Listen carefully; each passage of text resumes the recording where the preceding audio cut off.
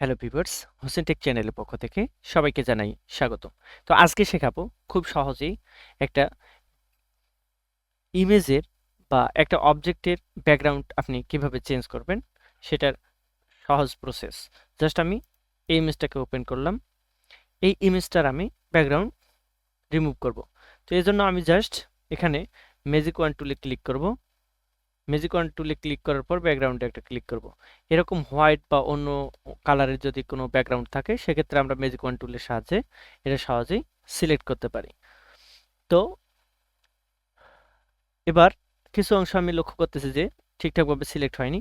এটা shift press করে আমি লেসো টুলের সাহায্যে এই অংশটাকে সিলেক্ট করে দেব। শিফট প্রেস করে এই অংশটাকে আমি লেসো টুলের সাহায্যে অ্যাড করে দেব। আর যদি কোনো অংশ অ্যাড না হয়ে থাকে সেটা শিফট প্রেস করে লেসো টুলের সাহায্যে আমি অ্যাড করে দেব। এবার এটাকে নর্মাল লেয়ারে কনভার্ট করব। এটার একটা কপি নেব, এটার চোখ আইকনটাকে অফ করে দেব। এবার আমি এই লেয়ারে আসার পর জাস্ট কিবোর্ড থেকে ডি প্রেস করব, ডিলিট প্রেস করব, তাহলেই আমার ব্যাকগ্রাউন্ডটা ডিলিট হয়ে যাবে। এবার কন্ট্রোল ডি প্রেস করে ডিসিলেক্ট করে দিলাম।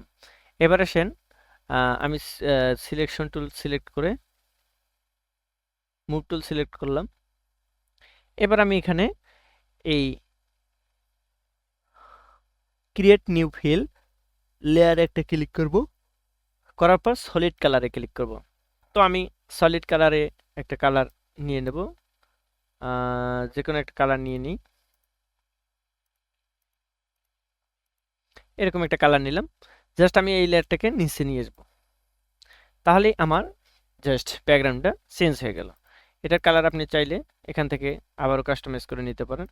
আপনার মতো করে আপনি কাস্টমাইজ করে নিতে পারবেন। তো এই হচ্ছে আজকের ক্লাস।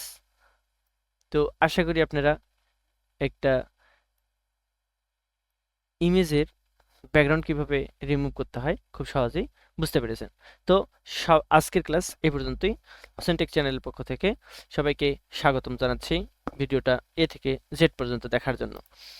তো তবে একটা রিকোয়েস্ট করব, এই ভিডিওটা দেখে যদি আপনাকে ভালো লেগে থাকে বা আপনি কিছু শিখে থাকেন, অবশ্যই অবশ্যই ভিডিওটাতে একটা লাইক করবেন, ভিডিওটা বেশি বেশি শেয়ার করবেন, এবং আপনাদের মূল্যবান মতামত কমেন্ট বক্সে জানাবেন। তো এবং চ্যানেলটাই সাবস্ক্রাইব করতে ভুলবেন না।